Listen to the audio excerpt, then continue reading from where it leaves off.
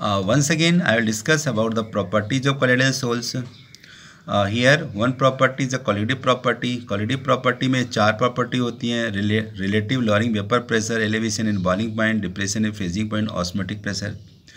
Properties में दूसरा है नेचर। नेचर क्या होता है? हेट्रोजीनियस होता है। ये आपका मैं रिवीजन कर रहा हूँ बच्चों। प्रॉपर्टीज़ ऑफ colloidal सोल में क्या था? Non setting nature.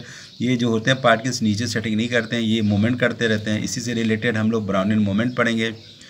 और इसके बाद में दूसरा था इसमें कलर। तो जो प्रॉपर्टीज़ ऑफ colloidal सोल, इसका कलर किस पर डिपेंड करता है? तो किस पर डिपेंड करता है? साइज़ के ऊपर डिपेंड करता है, वेवलेंथ पर डिपेंड करता है। जैसे फेरिक हाइड्रोक्साइड का कलर रेडिश होता है, गोल्ड सोल का पर्पल होता है, आर्सेनिक सल्फाइड का येलो होता है। उसी तरह से विजिबिलिटी बात करें, हमें कितना वो दिखाई पड़ता है, तो generally we cannot see through the naked eye. हम नेक्ड आई से उसको नहीं देख सकते हैं, but we can see through the ultra microscope के माध्यम से हम इसे देख सकते हैं। दूसरा है फिल्टेबिलिटी। क्या कोलाइडल पार्टिकल को फिल्टर के द्वारा सेपरेट किया जा सकता है? तो आंसर आता है no, can't filter by the ordinary filter paper, but we can filter कर सकते हैं with the help of the parchment membrane और animal membrane. It is also discuss in the osmotic pressure. अब बात करते हैं, जो आज का टॉपिक है, current topic, Brownian movement is very important topic. Here this question also reflected in 15, 16, 18, 19, that very important question, तो you study it.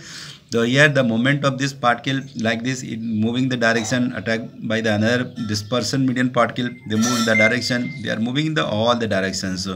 So ultimately this type of zigzag motion movement is said to be considered a Brownian movement.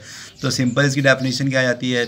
Continuous zigzag movement in a colloidal sol is called the Brownian movement. अब इसको जो आप define करेंगे अपने copy पर home class work में, तो उसे थोड़ा सा बुक का हेल्प लेकर के अच्छे से और भी कर सकते हैं। अब आता है नोट कर लेते हैं। इसमें खास बात क्या होती है कि एक्चुअल में डिपेंड किसके ऊपर करता है? किसके ऊपर डिपेंड करता है? ये एक्चुअल में कोलाइडल के नेचर पर डिपेंड नहीं करता है, ये डिपेंड करता है साइज़ के ऊपर और विस्कोसिटी के ऊपर। तो जब साइज़ उसका छोटा बड़ा हो जाता है तो जिग-जैग मोशन का भी स्पीड पर इसका प्रभाव पड़ता है। Everybody know that this kinetic energy equal to the half mv², so mass is also related to energy. तो हियर साइज और मास एक दूसरे से रिलेटेड है, so depend upon the size of the colloidal and viscosity. Viscosity समझते हो ना? जैसे oil, water, diesel, all are having the different viscosities. So it is very easy to move in the water, but it is very difficult to move in the glycerine. So water is a low viscosity and glycerine is a high viscosity, oil is a high viscosity. So movement of the dispersed phase particle is also depend upon the viscosity.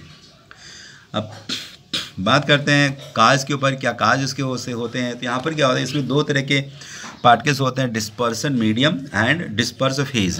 तो here molecules disperse medium due to their kinetic motion strike against the colloidal particles from all the sides with the different forces. Actual में ये जो disperse medium के जो particles होते हैं वो kinetically movement करते रहते हैं। They are attack by the colloidal particles and the direction is not become change by the collision. So with the attack by the dispersion medium particle as well as on the wall, so it gives the different forces, so it moves the different directions. This is the perform the zigzag movement. अब हम लोग अगर importance की बात करें तो यहाँ पर इम्पोर्टेंट कौन कौन से आते हैं? तो पहला इम्पोर्टेंट होता है to determine the Avogadro number. With the help of the Brownian movement we can find the Avogadro number. अब यहाँ पर क्या होता है, रिस्पॉन्सिबिलिटी क्या होती है? एक्चुअल में कोलाइडल पार्टिकल्स के ऊपर अगर देखें, कोलाइडल पार्टिकल जो होते हैं मूवमेंट करते रहते हैं in the all the directions. तो ये नीचे सेटल नहीं हो रहे हैं। इसका मतलब क्या हो गया? इसमें ग्रेविटेशनल जो फोर्स है उसका इन्फ्लुएंस नहीं लग रहा है, तो मूवमेंट करते रहते हैं। तो मूवमेंट के कारण ये स्टेबिलिटी हो जाती है। तो this is also responsible, this Brownian movement is also responsible for the stability of the colloidal solution.